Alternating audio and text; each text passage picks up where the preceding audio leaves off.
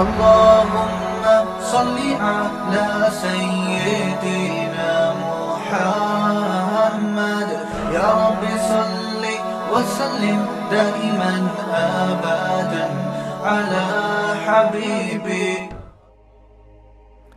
آج بڑے women rights بنے پھرتے ہیں نا. آج تو عورتوں کے حقوق کی ہر آدمی بات کر رہا ہے, اس پہ نمبر ملتے ہیں آپ کو. اس دور میں کوئی بات کر کے دکھاتا ہے جب بیٹی کو زندہ دفن کیا جا رہا ہے.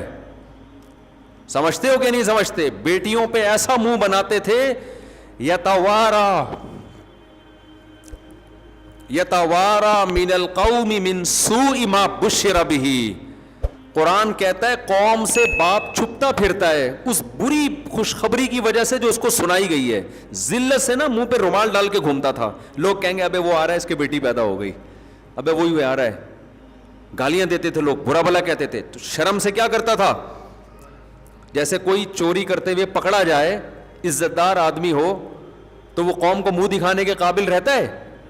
منہ پہ کپڑا ڈال کے گھومے گا. یار کچھ دن یہ خبر جب پرانی ہو جائے گی تو پھر سوسائٹی میں چلوں گا. یتوارا من القوم من سوء ما بشر به, قوم سے چھپتا پھرتا ہے. اور ظل وجهه مسودا وهو کظیم. قرآن ایک اور بات بیان کرتا ہے کہ اس کا چہرہ ذلت سے سیاہ رہتا ہے, کالا چہرہ نظر آ رہا ہوتا ہے, اتنا ذلیل اپنے آپ کو سمجھتا ہے. اور وہو کظیم, اور گھٹ رہا ہوتا ہے. آپ جب ٹینشن میں ہو نا اور ٹینشن نکال نہ سکتے ہو تو جو آپ مصیبت کے کڑوے گھونٹ پی رہے ہوتے ہو, اس عمل کو قزم کہا جاتا ہے عربی میں. قزم, اتنی بڑی مصیبت میرے پاس آ گئی, بیٹی کی پیدائش, فہو کظیم, اور وہ اس ذلت کے گھونٹ کو کیا کرتا ہے, پیتا ہے. کیوں پی رہا ہوتا ہے؟ ایمسکہ علی ہون ام یدسہ فی التراب, کہ کیا میں اس ذلت برداشت کر کے اس کو گھر میں برداشت کر لوں؟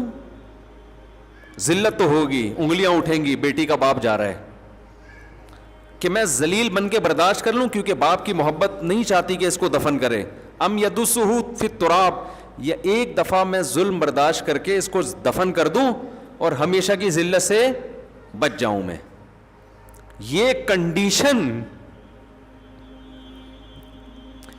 بیٹی پہ یہ ظلم جس سوسائٹی میں ہو نا, یہ ظلم, اس سوسائٹی میں محمد صلی اللہ علیہ وسلم اپنی بیٹی نہیں, بیٹی کی بھی بیٹی کو کندھوں پہ اٹھا کے نماز پڑھانے کے لیے آ رہے ہیں.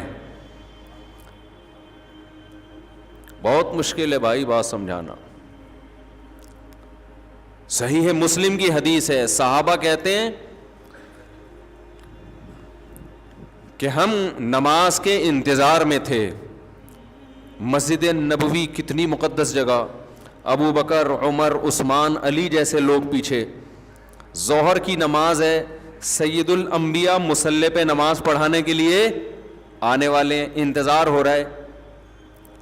کیسی عظیم محفل ہے نا. تو کہتے ہیں, راوی حدیث کے کہتے ہیں, ہم دیکھتے ہیں کہ نبی کی بیٹی یعنی نواسی جن کا نام زینب تھا, چھوٹی سی بچی تھی, نبی کندھے پہ اٹھا کے ان کو مصلی پہ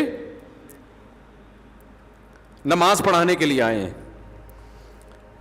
بچوں کو اتنا پروٹوکول مصلوں پہ کم از کم نہیں دیا جاتا کیونکہ سب سے عزت والی جگہ تھی وہ, سب سے زیادہ. اس وقت میرا خیال ہے روئے زمین پر اس سے زیادہ عزت والی جگہ کوئی بھی نہیں تھی جہاں پیغمبر کھڑے ہوئے ہیں. تو کیسی عزت دے رہے ہیں, بچی کو کہاں لے کر آ رہے ہیں, کندھے پہ بٹھا کے. صحابہ یہ منظر دیکھ رہے ہیں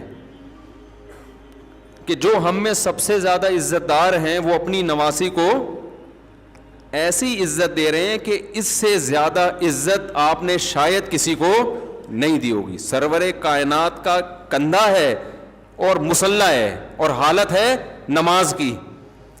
اب آپ اس کو کاؤنٹ کرنا شروع کریں. اتنی عزت بھی کافی تھی کہ کندھے پہ اٹھا کے آئیں اور مصلی پہ پھر نیچے رکھ دیں. کافی تھی نا, بہت عزت ہو جاتی عربوں کی نظر میں. نماز اپنا پراپر وے میں ایسے ہی پڑھاتے جیسے ہمیشہ پڑھایا کرتے تھے. بھائی آج کوئی باپ بیٹی کو عزت دے گا, چھوٹی بچی کو تو اتنی دے دے گا نا, کندھے پہ اٹھا کے لے آئے گا. پہلی بات تو گود میں اٹھا کے لائے گا, گود میں اٹھا کے لائے گا. لیکن پہلی عزت کیا دی جا رہی ہے؟ گود میں نہیں, کہاں؟ کندھے پہ بٹھایا جا رہا ہے. دوسری عزت کیا دی جا رہی ہے؟ مسجد میں لے کر آ رہے ہیں, کسی دعوت میں لے جانا وہ بھی عزت ہے, مسجد میں لانا اس سے, بولو نا, اب بولو گے تو بات آگے چلے گی نا, چپ بیٹھے رہتے ہو, اس سے زیادہ عزت ہے. تیسرا, بھائی لا کے بٹھا دیتے کنارے پہ, ہمارے بھی بچے کبھی رڑتے ہوئے آ جاتے ہیں, کہیں کھانچے میں بیٹھ جاتے ہیں, لیکن آپ صلی اللہ علیہ وسلم اس بیٹی کو کندھے پہ ہی بٹھا کے تکبیر تحریمہ کہہ کے نماز شروع کر دیتے ہیں. اب آپ بتاؤ اس سے زیادہ عزت کسی مخلوق کو پیغمبر کے لیے دینا ممکن ہے بھائی؟ کندھے پہ بٹھا کے کیا کر دیتے ہیں؟ نماز شروع. یہ کتنے پوائنٹ ہو گئے؟ 3. چوتھا پوائنٹ سب سے زیادہ عجیب ہے. جب آپ رکوع میں جا رہے ہیں تو ظاہر ہے بچی گر جائے گی, رکوع میں جب جائیں گے اٹھا کے کندھے سے نیچے اتار دیا, ختم ہو گئی بات. بھائی عزت دے دی بچی کو, جتنا کندھے پہ بٹھا سکتے تھے بٹھا لیا نا. اب رکوع میں جائیں گے تو ظاہر ہے گرے گی, اب بٹھاتے رہے, 4 رکعتیں پڑھا کے سلام پھیر دیتے. صحابہ دیکھ لیتے آپ نے اپنی بیٹی کی بھی بیٹی, یعنی جب بیٹی کی بیٹی کو یہ عزت دی جا رہی ہے تو بیٹی تو اس سے زیادہ قریبی رشتہ ہوتا ہے نا. کمال کی بات ہے کہ جب دوسری رکعت کے لیے کھڑے ہوئے ہیں تو دوبارہ اٹھا کے کندھے پہ بٹھا لیا اس کو, شانے پہ. 4 رکعتیں اس طرح سے پڑھائی ہیں. تیسری کے لیے کھڑے ہوئے پھر کندھے پہ اٹھا کے بٹھایا, چوتھی کے لیے کھڑے ہوئے پھر کندھے پہ اٹھا کے بٹھایا. یہاں فقہا پریشان ہیں کہ ایک طرف تو نماز میں ہاتھ ہلانے سے, حرکت کرنے سے نماز ٹوٹ جاتی ہے, نبی نے اس سے پہلے کبھی ایسا عمل نہیں کیا. یہ قیاس سے ہٹ کر, ایک عام شریعت کے اصول سے ہٹ کر اتنی آپ حرکت کیوں کر رہے ہیں؟ جو شارحین محدثین کے ہیں نا, دیکھو حدیث کی شروحات بھی کچھ محدثین کرتے ہیں, کچھ ایسے لوگ کرتے ہیں جن کو اللہ نے فقہی بصیرت بہت دی ہے, جو بہت گہرائی تک پہنچتے ہیں. ہم کہتے ہیں نا 2 طبقے ہیں امت میں, ایک حدیث کو جاننے والے اور ایک فقہ کو جاننے والے. فقہ کو جاننے والے کا مطلب کیا؟ حدیث سے مفہوم نکالنے والے, اس کی گہرائی میں جانے والے. اور یہ قرآن سے بھی ثابت ہے اور حدیث سے بھی کہ اس امت میں کچھ فقیہ ہیں اور کچھ علم جانتے ہیں, اس کی گہرائی کا علم نہیں رکھتے. یہ بات قرآن سے بھی ثابت ہے اور حدیث سے بھی. لَعَلِمَهُ الَّذِينَ يَسْتَنبِطُونَهُ مِنْهُمْ, قرآن کہتے ہیں جب کوئی خبر سنو تو ایسے لوگوں کو وہ حدیث پیش کیا کرو, یہ خبر پیش کیا کرو. کچھ ایسے اللہ نے عقل مند لوگ پیدا کیے ہیں جو اس کی گہرائی میں گھس کے تمہیں اس کی حقیقت نکال کے تمہارے سامنے رکھ دیں گے. سرسری حدیثوں کے الفاظ رٹ لینا, نمبر یاد کر لینا, اس سے انسان کو تفقہ اور بصیرت حاصل نہیں ہوتی. اس سے آگے کا بھی ایک, یہ بھی ضروری ہے, اس سے آگے کا بھی ایک اسٹیپ ہے جو اللہ نے کس کو عطا کیا تھا؟ فقہائے کرام کو, جن کے نام سے آج کے اسکالر چڑھتے ہیں کہ فقہا کا ذکر کیوں کرتے ہو. سنا ہوگا نا آپ نے, یار یہ فقی کیا, فقہا نے فقہا. قرآن حدیث دیکھو, قرآن حدیث دیکھو, ان کا مطلب یہ ہوتا ہے کہ قرآن حدیث کا مطلب ہم سے پوچھو, فقہا سے مت پوچھو, تاکہ اپنا منجن اپنا چورن ہم بیچیں. سمجھتے ہو کہ نہیں سمجھتے؟ تو فقہا نے کیا, علامہ نووی رحمۃ اللہ علیہ شافی فقہ کے بہت بڑے عالم ہیں. میں نے اس حدیث کی شروحات دور حدیث میں دیکھی تو سب نے یہی لکھا کہ محبت کی وجہ سے ایسا کیا نبی نے, اور یہ مسئلہ بتانے کے لیے کیا کہ بھئی بچی کا جسم ناپاک نہیں ہوتا, چھوٹا بچہ پاک ہوتا ہے, وغیرہ وغیرہ. علامہ نووی نے بڑی خاندانی بات کی. انہوں نے کہا نبی نے یہ عمل خلاف قیاس کیا ہے. مفہوم ان کا پیش کر رہا ہوں. عربوں کے دل سے بیٹی کی نفرت کو نکالنے کے لیے, واقعی, ورنہ اس کی اور کوئی لاجک بولو نہیں بنتی. حسن حسین بھی تو تھے نا, ان کو بھی بڑی عزت دی نبی نے, خطبے میں اٹھایا, لیکن اس سے زیادہ عزت نمازی کو دے رہے ہیں کہ نماز کندھے پہ بٹھا کے پڑھا رہے ہیں. آپ نے بہت محبت کی حضرت حسن حسین سے، اس میں دو رائے نہیں ہے، سیدہ شباب اہل الجنہ، جنت کے جوانوں کے سردار، لیکن بھائی اپنی نواسی کو کندھے پہ اٹھا کے 4 رکعتیں اس طریقے سے پڑھائی جا رہی ہیں. اس کا مقصد اگر آپ غور کریں تو سوائے اس کے کہ بیٹی کو زبان سے جو آپ نے ترغیبات دی نا، آپ نے اس کو اتنا کافی نہیں سمجھا نا. زبان سے آپ 100 دفعہ بولتے رہیں، جب تک پریکٹیکل کر کے نہیں دکھاتے لوگوں کے ذہن ذہنی طور پہ تیار نہیں ہوتے. لیکن آج جو زمانہ چل رہا ہے نا، وہی جاہلیت کا دور واپس آ گیا ہے. پہلے پیدا ہونے کے بعد زندہ دفن کی جاتی تھی، آج الٹرا ساؤنڈ کر کے ماں کے پیٹ میں ہی اس کو مار دیا جاتا ہے. یہ جنگلی پڑھے لکھے الحمدللہ ہم خود اپنی آنکھوں سے دیکھ رہے ہیں، ان میں ڈاکٹرز بھی ہیں، انجینئرز بھی ہیں، ان میں PhD اسکالرز بھی ہیں، جن کی عورتیں، بلکہ وہ خود عورت بھی اسکالرز ہوتی ہے، الٹرا ساؤنڈ سے پتہ لگایا بیٹی ہے قتل کر دو اس کو.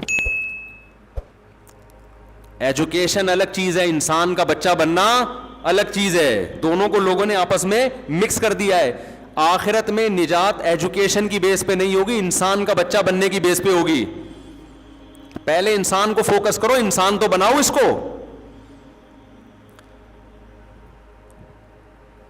تو یہ ظلم آج کل ہو رہا ہے. اور یہ بھی ہم نے ایسے بھی گدھے دیکھے الحمدللہ، گدھا نہیں بولوں تو کیا بولوں، بچی پیدا ہوئی ماں بھی رو رہی ہے باپ بھی رو رہا ہے، الو کا پٹھا.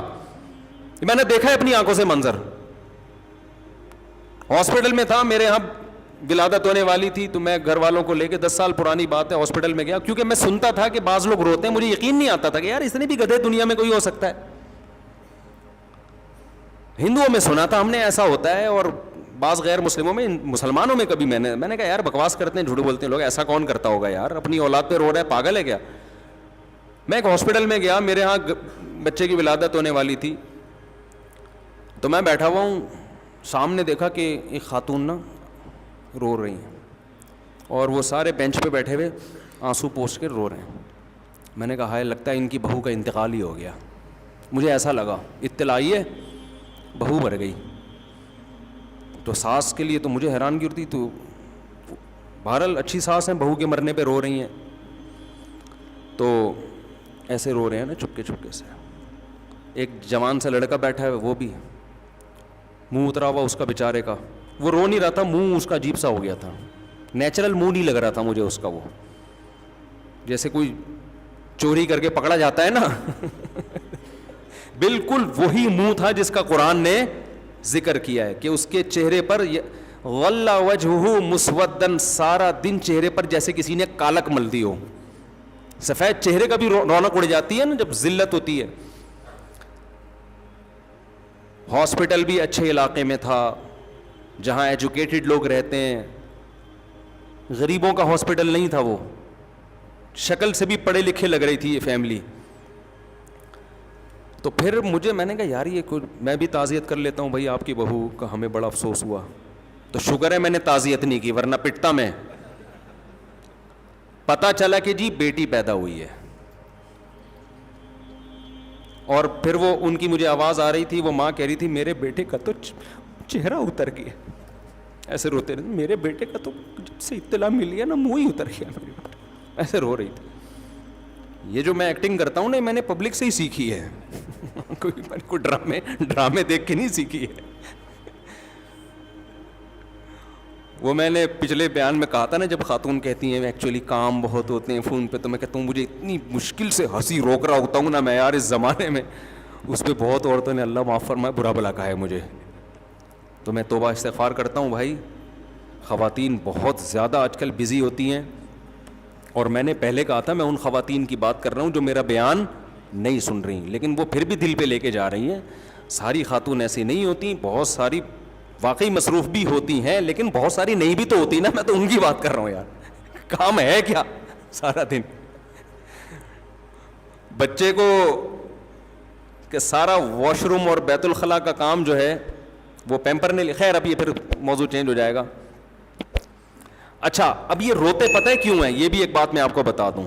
یہ جو بیٹی کی پیدائش پر اور یہ منہ بنے ہوئے ہوتے ہیں نا، سڑے ہوئے منہ، میرا دل چاہ رہا تھا میں رک کے ان کمبختوں کو لگاؤں. بے غیر تو تم گدھے ہو یار، تم اپنی اولاد پہ رو رہے ہو یار، تم شرم نہیں آتی تمہیں. وہ جب بچی بڑی ہوگی, کوئی اگر بتا دے کہ تو پیدا ہوئی تھی تو تیری نانی بھی رو رہی تھی, تیری دادی بھی رو رہی تھی, کیا سوچے گی یار میں کیوں پیدا ہوئی؟ انسانیت ہے یار, گدھاپن. اور یہ بغیرتی ہے کیوں؟ میں تمہیں بتاؤں, ایک گناہ ہے جو تم کر رہے ہو, اس کی تمہیں قدرت کی طرف سے چپت لگ رہی ہے. تم نے دماغ میں کھوپڑی میں گھسا لیا 2 بچے پیدا کرنے ہیں بس, یہ اس کا عذاب ہے. اب آپشن کیا ہے؟ 2 کا, اس میں چانس ہے, جوا ہے. ایک بیٹا ہو گیا تو چلو ایک بیٹی, فیملی مکمل. نہیں ہوا نا, ہر بچی پہ چیخیں مار مار کے رو گے کہ یہ تو میری نسل بڑھ رہی ہے. یہ اس کا عذاب ہے ہماری سوسائٹی میں. فیملی پلاننگ کا عذاب ہے کہ بیٹی کے پیدا ہونے پر لوگ رو رہے ہیں. جب آپ نے نسل چھوڑ دی کہ یار جتنی اللہ دے, میں نے ایسے دیکھے 4 بیٹیاں ہوئی پھر 4 بیٹے ہو گئے, 6 بیٹیاں ہوئی 6 بیٹے ہو گئے, 3 بیٹیاں ہوئی 3 بیٹے ہو گئے. لیکن جب آپ نے دماغ میں رکھ لیا کہ 2, اب مسئلہ یہ کہ بیٹے ہو گئے تو ٹھیک ہے, نہیں ہوئے تو اب تو یار بائی چانس اب دیکھیں اب کیا ہوتا ہے, اڑے اب بھی بیٹی ہو گئی, 3 3 4 4 5 5, پھر اللہ کی طرف سے بھی چپیڑے لگتے ہیں کہ تو جس کو عذاب سمجھ رہا ہے نا وہی میں دوں گا اب تجھے. یہ عذاب ہے جو لگیں گی خدا کی طرف سے نا, تپیڑے طبیعت سے لگیں گے. اور اس سوچ کے ساتھ جو بیٹا پیدا ہو رہا ہے نا, وہ کون سا انسان کا بچہ نکلے گا؟ جب تم خدا کی پالیسیوں پہ عمل نہیں کرو گے, اپنی پالیسیوں پہ چلو گے, اور آپ کہو گے 2 ہی چاہیے اور ان میں ایک بیٹا بھی لازمی ہو, تو وہ اگر 2 کے 2 بھی بیٹے ہو گئے نا تو یہ اللہ کو خوش کر کے نہیں ہوئے. اس میں اس بات کا امکان ہے یہ 2 ایسی چترول لگائیں کہ آپ کہیں یہ 6 بیٹیاں ہو جاتی, ان 2 کم بختوں سے. کیا تھے وہ 6 بیٹیاں ان 2 کم بختوں سے اچھی تھیں, وہ یہ بن جائے گا جو ہو رہا ہے سوسائٹی میں. اللہ سے لڑنے کے بہت سارے طریقے ہوتے ہیں. ایک لڑائی کا طریقہ یہ بھی ہے کہ اللہ کہہ رہا ہے یہب لمن یشاء اناسا, جس کو چاہتا ہوں بیٹیاں گفٹ دیتا ہوں. اللہ کے گفٹ پہ رونا چاہیے کہ خوش ہونا چاہیے؟ اور جس کو چاہتا ہوں بیٹا نہیں, بیٹی بھی نہیں, بیٹیاں. اور جس کو چاہتا ہوں بیٹے گفٹ دیتا ہوں. او یزوجہم ذکرانا و اناسا, جس کو چاہتا ہے دونوں گفٹ دے دیتا ہوں. تو گفٹ تو جتنا زیادہ ہو اچھا ہے نا.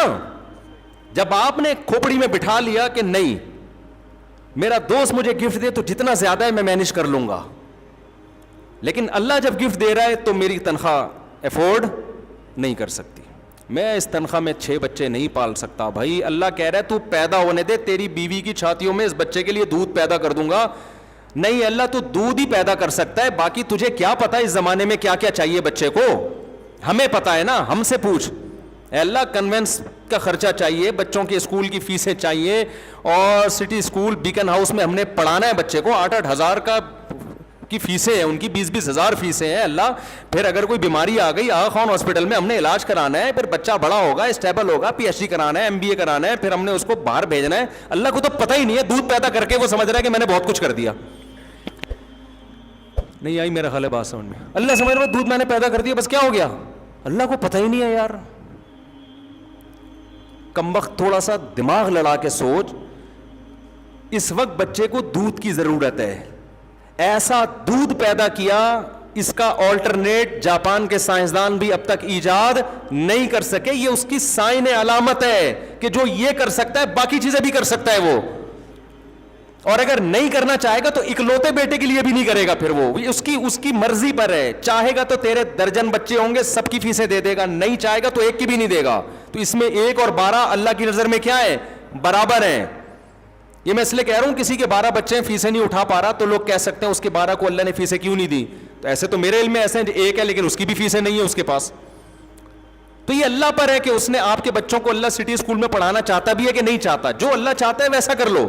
اللہ اگر ان سے ٹماٹر کی ریڑھی لگوانا چاہتے ہیں اللہ ہم اس پہ راضی ہیں, کوئی بات نہیں, ٹماٹر بیچے گا. یہ توکل کا یہ مطلب تھوڑی ہے کہ میرے سارے بچے MBA کریں اور سارے ڈاکٹر بنیں. توکل کا مطلب یہ ہے کہ میں اللہ کے مرضی کے خلاف نہیں چلوں گا, میں نسل نہیں روکوں گا. اللہ میرے بچوں کو عالم بنائے, مفتی بنائے, ڈاکٹر بنائے, انجینئر بنائے. تو اللہ کا وعدہ ہے کہ استغنا کے ساتھ چلو گے, مجھ پہ توکل کرو گے. وَمَن يَتَوَكَّلْ عَلَى اللَّهِ فَهُوَ حَسْبُهُ, جو اللہ پر اعتماد کرتا ہے بس اللہ کہتے ہیں میں کافی ہوں. اب میں اس کے ساتھ معاملہ کرتا کیا ہوں, یہ مجھ پہ چھوڑ دو, اپنے اوپر نہیں جاؤ اس کو. تم نے نہیں فیصلہ کرنا یہ بنے گا, یہ بس میرے پر چھوڑ دیا نا, میں کروں گا. تم نے اپنی ذمہ داری پوری کرنی ہے, تربیت کی, تعلیم کی, جتنی گنجائش ہے. نہیں ہے تو رو نہیں, کوئی بات نہیں. ٹماٹر کے ذریعے اس کو میں آگے تک, میں کتنے جانتا ہوں یار, کچرا چنتے تھے, آج کروڑ پتی ہے. اسکریپ کا بہت بڑا بزنس ہے ان کا ابے کے پاس پیسے ہوتے ہیں نا, وہ ان کو پڑھا کے کماؤ پھوت بنا دیتا. وہ صبح صبح سوٹ ٹائی لگا کے باس کے چمچے بنے ہوئے ہوتے اور 1-1.5 لاکھ روپے تنخواہ لے کے آ رہے ہوتے. وہ تو شکر ہے ابا کے پاس پیسہ نہیں تھا, وہ بزنس پہ آئے اور آج نوٹ چھاپنے کی مشین بنے ہوئے ہیں وہ لوگ. بہت مشکل ہے, یہاں آ کے پھر کھوپڑیاں گھومنا شروع ہوتی ہیں. لیکن وہی ہے, جتنا بولتے رہو کوئی ہلنے کے لیے تیار نہیں ہے. توکل کرو اللہ پہ اعتماد کرو. کہاں سے کہاں چلی گئی, تو پھر بیٹیاں بھی ہوں گی اور بیٹے بھی ہوں گے, کوئی بات نہیں. اللہ دے گا کثرت سے, بیٹیاں بھی دیتا ہے, بیٹے بھی دیتا ہے. یہ تو انسان میں ایسا ہے کہ بعض دفعہ 3-3 4-4 بیٹیوں کی لائن لگتی ہے, پھر 4-4 بیٹے پیدا ہو جاتے ہیں. بعض دفعہ 6-6 بیٹیاں ہوتی ہیں, پھر 6 بیٹے لائن لگ جاتی ہے. لیکن جب آپ نے کہا کہ 2 چاہیے, اب آپشن, اب تو مقابلہ سخت ہے نا, آخری 2 گیندوں پہ چھکا لگانا ہے, تو بیٹسمین تو ڈپریشن میں جائے گا نا. اب آپشن کم ہے, 2 جس کے ہو گئے وہ تو بڑا اچھلتا ہے, کودتا ہے, کلابازیاں کھاتا ہے, بھائی میری فیملی مکمل. جس کے نہیں ہوئے اس کو لگتی ہے چپت. اور پھر بڑی ٹینشن یہ کہ 6-6 بیٹیاں, 7-7 بیٹیاں بیٹے کی لالچ میں, اور وہ ہر دفعہ میں اس کی ارادہ نہیں ہوتا کہ یہ پیدا ہو, مجبوراً ایک ٹرائی کر کے دیکھتے ہیں شاید اس دفعہ مارکیٹ میں بیٹا آ جائے. تو چھوڑ دے یار, بیٹی دے بیٹا دے, یہ کس کا کام ہے, اللہ کا کام ہے. آپ نسل مت روکو. اب دیکھو میرے بیٹے پیدا ہوئے شروع میں, پھر بیٹیوں کی لائن لگ گئی, پھر بیٹوں کی لائن لگ گئی دوبارہ. تو وہ ایسا ہی ہو رہا ہے, اس طرح سے خود بخود فطرت اس کو کیا کرتی ہے, مینج کر لیتی ہے. مفتی طارق مسعود صاحب کے بیانات سننے کے لیے youtube.com/مفتی طارق مسعود کو سبسکرائب کریں. اور اگر آپ لائیو ویڈیو کو کبھی بھی مس نہیں کرنا چاہتے ہیں تو سبسکرائب کرنے کے بعد بیل آئیکن پہ کلک کرنا مت بھولیں. جزاک اللہ.